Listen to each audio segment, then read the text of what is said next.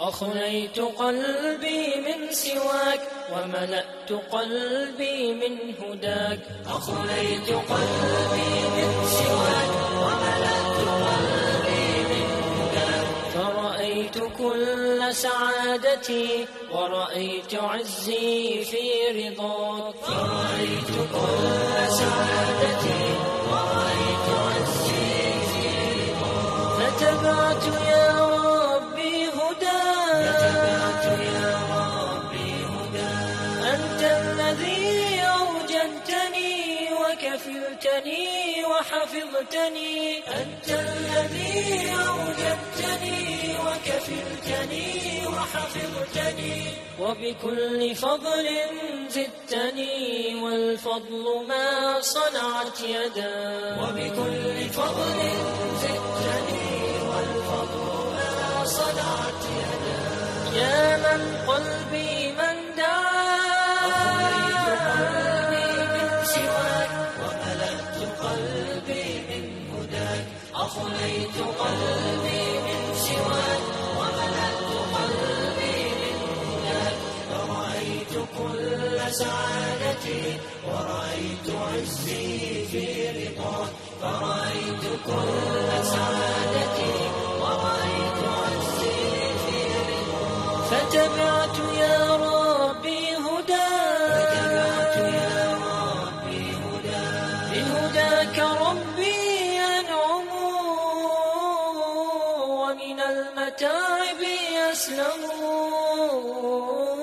بهداك ربي أنفسنا وسيئات أعمالنا من يهده الله فلا مضل له ومن يضلل فلا هادي له. أشهد أن لا إله إلا الله وأشهد أن محمدا عبده ورسوله. السلام علیکم حاضرین محترم، برادران خیلی عزیز و خیلی گرامی.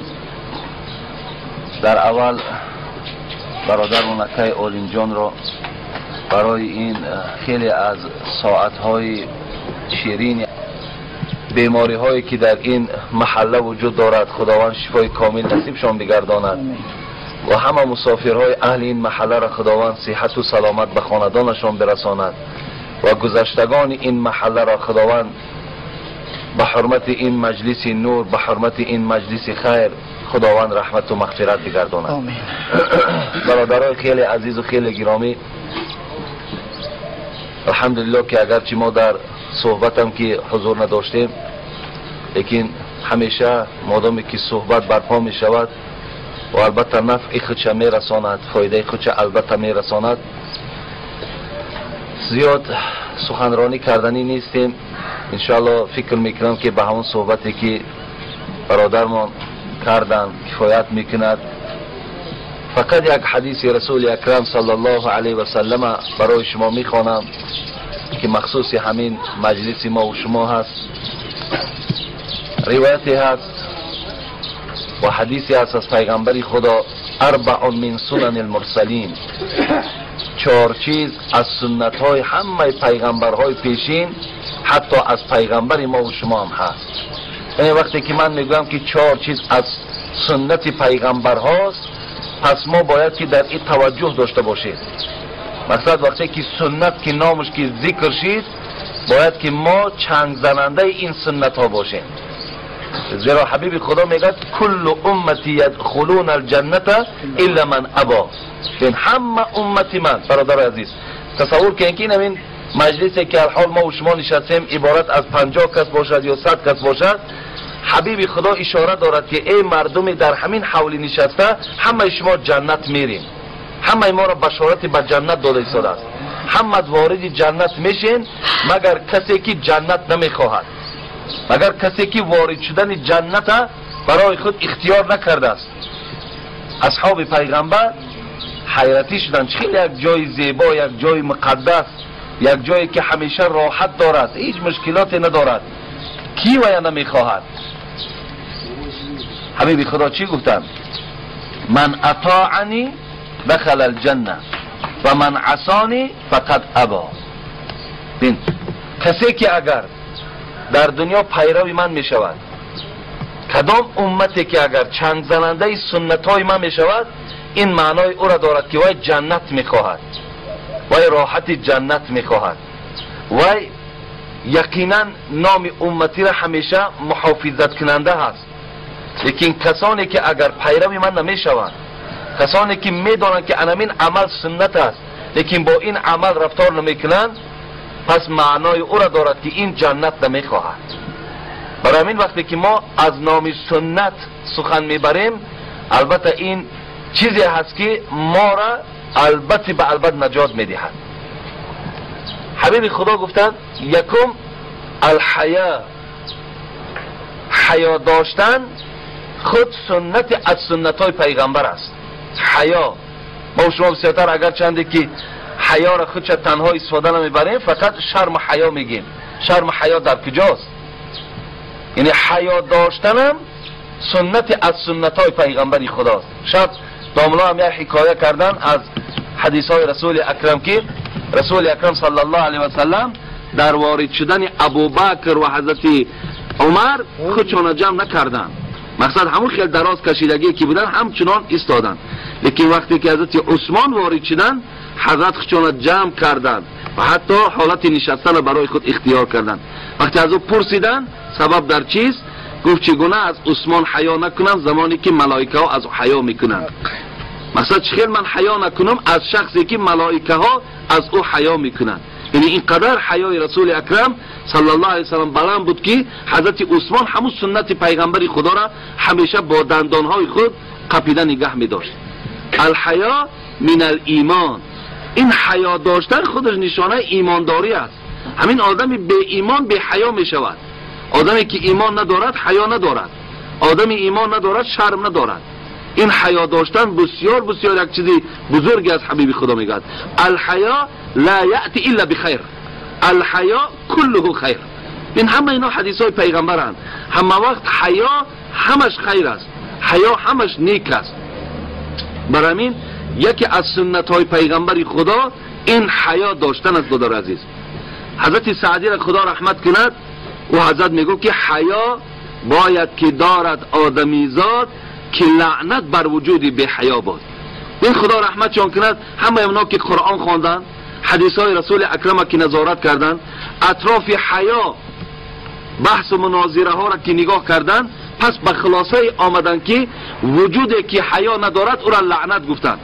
و الا بین عزیزان ما و شما کلمه لعنت خیلی کم استفاده می بردن، لیکن مجبور شدن وقتی دیدن که بنده‌های خدا از حیا دور شدن، مردم به حیا شده ایستادند، از روی مجبوریت چیکار کردن؟ گفتن که لعنت بر وجودی به حیا باد.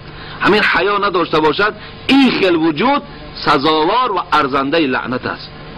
برای همین کاری کنیم برادرای عزیز و گرامی، باید که وجودی ما حیا داشته باشد. بازم این ما قناعت نکنیم، بلکه زن ما هم حیا داشته باشد، دختر ما هم حیا داشته باشد، خاندانی با حیا باشد. نگن که این خانه بسیار خانه بی حیا است، بسیار خانه بی انتظام است، بسیار خانه بی ترتیب است، بلکه گویم بسیار خانه خوب است، بسیار خانه با ترتیب است، بسیار خانه با حیا است. گفتن این خیل به ما اشاره کنند، انشاءالله این اشارهش برای ما ثواب دارد. حیا البته به البته یکی از سنت های پیغمبری خداست. ببینید مثال حتی رسول اکرم صلی الله علیه و سلم میگفتن که اذا لم تستحی فاصنع ما شئت. ببین اذا لم تستحی فاصنع ما شئت، اگر تو از خدا شرم نمیکنی پس هر کاری که میکنی برای تو درست است دیگر. ببین چه یک کلمه وزین پیغمبر خدا استفاده بردن. مقصد وقتی دیدن مردم دروغ گفته سای، دیدن مردم خیانت دارد، دیدن مردم بینمازی دارد، دیدن مردم توجه به مسجد ندارد، یعنی مقصد از احکام ارکانهای خدا که دور شدن، رسول اکرم گفتن اذا لم تستحی فاصنع ما شئت. حالا ما و شما یگان آدمی را بینیم بسیار بی معنی و بد اخلاق که باشد، این میگیم برای مباح هر چی گفتن میگیره گفتن بگیرد. انا رسول اکرم هم که این گونه طایفه را دید که تماما شکرانه خدا را که به جا نمیارند، پس چی گفت؟ مادامی که شما که از خدا که شرم ندارین پس همه کار برای شما درست است. مقصد هر کاری میکنی بکن، عاقبت جزاش میگیری. برای همین یکی از سنت های پیغمبر خدا دادرای عزیز ما نگیم که جوانیم. رسول اکرم صلی الله علیه و سلم در حدیث ها میآید که وای شرمش مثل عروسی تای چادر بود. ولی عروسای تای چادر ما که شرم ندارن حاضر، توان حیا هم ندارن، دروغ میگن. مثال همه پرید رفت. یک زمانی بود حتی همین زمان شوروی را ببینین، مثال بیارین چقدر شرم و حیا ترقی کردگی بود، قدر شرم و حیا زیاد بود، این جای پوشیدش نیست. لیکن حاضر اینقدر افلاسی، اینقدر بی ترتیبی، اینقدر بی حیایی، مثال ترقی روز بر روز ترقی کرده ایستاده. لیکن حبیب خدا را میگه حیاش مثل عروسی تای چادر بود. پس ما مادامی که سنت پیغمبر خدا که حیا باشد، پس این شرم و حیا را برای خود اختیار کنیم. بگذار میلش رفیق من بی حیا باشد، من از وای عبرت نمیگیرم، من از وای درس نمیگیرم، من پیروی وای نمیشم. خب دویم چیزی که هست از سنت های پیغمبر خدا و تعطر گفتن، عطر زدن. امروز خیلی الحمدلله خیلی من خوشحال هستم، اکثر مردم هم میبینیم در نمازهای جمعه موی سفید جوان عطر میخرن. این خیلی خوب شیدگی است، خیلی نیک شیدگی است که آدم مسلمان باید بدنش بوی عطر کند. و حضرت عباس خواندم در خدا رحمت کند مکاشفت القلوب امام غزالی دا میگد وقتی که با همسرش که در جایگاه خواب میخواست که خواب کند، حضرت عباس خودش عطر آلو میکرد. ببین در جایگاه خوابش پیش از آنی که گوییم با عائله حلال خودش که همخوابگی میکرده است، اول عطر میزده است. در همخوابگیشون حتی استفاده میبردن. برای همین وجود ما و شما باید که همیشه بوی عطر کند. در وجود آدم مسلمان هیچ وقت باید بوی عرق، بوی بدی، بوی ناخوب هیچ وقت وجود نداشته باشد. بین رسول اکرم صلی الله علیه و سلم میگوید کسی که اگر پیاز خورد یا سیر خورد یا یک چیزی بدبوی خورد، مسجد ما داخل نشود. با مقصدی که بنده های خدا که آزار که یافتن، پس ملائکه ها هم آزار مییابند. این بدن بویی که در بدن ما و شما است، لباس های چرکین ناشسته که ما در بدن داریم، البته این آزاری هم برادر مسلمان می شود، هم آزاری ملائکه های خدا می شود. برای همین این بسیار یک جمعه ما را سوال کردن که در اطراف همین تازگی، ما اکثر جمعه در باب تازگی صحبت میکنیم. هیچ وقت باید جورب ما باید بوی نداشته باشد، کرته های ما باید تازه باشد، اتو کردگی باشد، یگان ذره چرک باید در وجود آدم مسلمان نباشد. آدم مسلمان باید آلوفته باشد، زیرا الاسلام نظیفون، اسلام خودش پاکیزه است، پاک است. ببین ان الله نظیف یحب النظافه، خداوند خودش پاکیزه است، پاکیزه ها را دوست می‌دارد. خانه های ما باید تازه باشد، جای خواب ما باید تازه باشد. ولی یک روز من در جمعه گفتم سانیترنی دین میگن، در تمام اداره های دولتی سانیترنی دین اعلان میکنن، باید در خانه مسلمان هم سانیترنی دین باشد. اینم هر هفته باید در خانه ما سانیترنی دین وجود داشته باشد. از خانه آدم مسلمان میداد ترکنا در دیوالش است، خانه آدم مسلمان در میداد نمی دسترخوانش پری چرکای، یک دستمال هم میارن میپرتد، مثال گویم با $500 $1000 یک حافظه میارن. اوکی هم یک لطه خریدنش چیه؟ برای هر آدم باید یک لطه دادن در کار است. یک لطه قطعی تمامی آدم ها دستشون میمالن. این تماما ممکن نیست. نظافت هم از اسلام است، پاکیزگی هم از اسلام است. میگه وقتی پیغمبر خدا گفتن که لا يدخل الجنه من كان في قلبه مثقال ذره من کبر، کسی که اگر در دلش یک ذره کبر داشته باشد او وارد جنت نمی شود.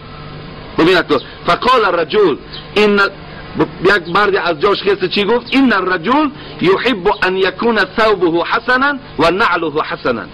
یک جوان خیست مثل جوانای ما و شما گفت حبیب خدا آخر من میخوام که لباس قیمت داشته باشم، میخوام پیشترین توفلی را پوشم.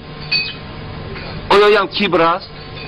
پیغمبر خدا چی گفتن؟ ان الله جمیل یحب الجمال الکبر بطر الحق و غمت الناس.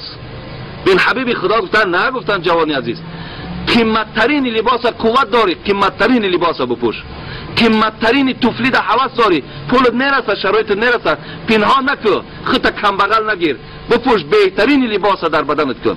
بهترین لباس پوشیدن معنای تکبری را ندارد گفت، بلکه معنای تکبر این است که حکم خدا را بجا نمیارد و مردم حقیر میشمارد. مثلا 4 سوم پیدا میکرد، بعد دیگر مردم هم اهمیت نمیداد بنده های خدا. ما و شما یک کلمه داریم پوف پوفی بنده خدا میگه، انا پوف پوف گفته میگرده، او را تکبر میگویند. تکبر کسی است که حکم خدا را اجرا نمیکنه. لیکن لباس آلفته پوشیدن، لباس تازه پوشیدن، این نشانه ایمانداری ما و شما است. دویم سنت پیغمبر. من که مختصر اطراف هر کدامی برای شما یک گوشتد میکنم. سوم چی گفت پیغمبر خدا؟ از سواک، مسواک کردن. ولی عربستان که برین هر یک میلیونری هست که در همین کیسه رنگ روچکم و شما میگردانیم، او مسواک میگردانن. یک مسواک چوک دارن، مسواک چویی که از حاضر بچه حاضر میفروشن، همون مسواک چوکاشون در دستشون همون دنداناشون خلال میکنن. امروز ما و شما در همون زبنای پس داریم، اگر اونش هم استفاده نبریم، همین زبنای پس در از سری و بگهی استفاده بریم، این هم از سنت پیغمبر خدا است. دندانهامون میشویم، سحر میشویم و شب بعد خوراک میشویم. ولی بسیار من شب میشویم، خوراک میخوریم، با خوراکا در دهن با خواب میکنیم، هیچ فایده نداره. بعد خوراک که بود کردی با دندانها را میشویم، بعد خواب میکنیم. این هم سنت پیغمبر خدا است. چهارم چی است؟ چهارم النکاح. این مجلسی که ما و شما حضور داریم، این نکاحی که الحال در این خانه صورت دارد، این سنت از سنت های پیغمبر است. این خدا رحمت کنه، رسول حبیب خدا 4 دختر شوهر دادن، این خیلی شوهر دادن. تمام عزیزان ما و شما توی کردن، این توی تمام بگیم مردم مسلمان ما و شما بود. این خیلی مجلس ها بودن. مرحمت حضرت دامنا. پروردگارا توی های برادر احمدی را فرسایید خداوند زندگی با قرآن و سنت نکاح کردن. چگونه یکی اشاره کردیم به همین مجلسی که الحال ما و شما حضور داریم، همین مجلس هم مجلس نکاح میگن. بسیار خوب، بسیار نیک. خوش به حال برادر اکای عالم جان، خوش به حال این برادر فرزند او که البته سنت از سنت های پیغمبر خدا را البته احیا کردند، زنده کردند. و هر کسی که زنده کننده سنت از سنت های پیغمبر خدا هست، او را الله خودش پاداش میداند. در این خیلی شرایطی که خیلی گوین زنده کردن سنت کار هر یک کس نیست. هر کس در این خیلی شرایط چنگی به سنت دادن میتواند. لیکن خدا این انسان غیرت داده است، ناموس داده است و این سنت که امروز بیدار کرده است، انشاءالله پاداش این خدا خودش میداند. خداوند همیشه در این خاندان خوشی ها و خرسندی ها باشد و این خواهر عزیزی که به این خاندان می آید، خداوند از جمله همون خواهرهای باشد که اخلاق حمیده داشته باشد، انتظام داشته باشد، حرمت داشته باشد. خدا رحمت کند. یوسف خضایی هم در فقه معاصرش در باب احترام زنها حدیثش میاد که 4 من سعادت ابن آدم است، یعنی 4 جز از سعادت فرزند آدم است. اگر این حضرت رسول اکرم گفتن که اگر کدام مرد 4 چیز داشته باشد، انا همون بهترین مرد است، مرد که با سعادت است، مرد که خوشبخت است. ببین کسی که اگر همین 4 چیز داشته باشد، یک تا زمینه رسول اکرم چی گفتن؟ المرأة صالحه. اگر کدام مردی که اگر زنی صالحه داشته باشد، پس این نشانه سعادت یعنی مردک است. برای زنی صالحه را به یک داماد مثال تقدیم کردن و دادن، ما و شما انشاءالله کوشش کنیم در خانه ها تربیه های نیک کنیم دخترها ما را، انشاءالله اینا زنای صالحه می شوند. خدا همه شما را در حفظ امانش نگه دارد.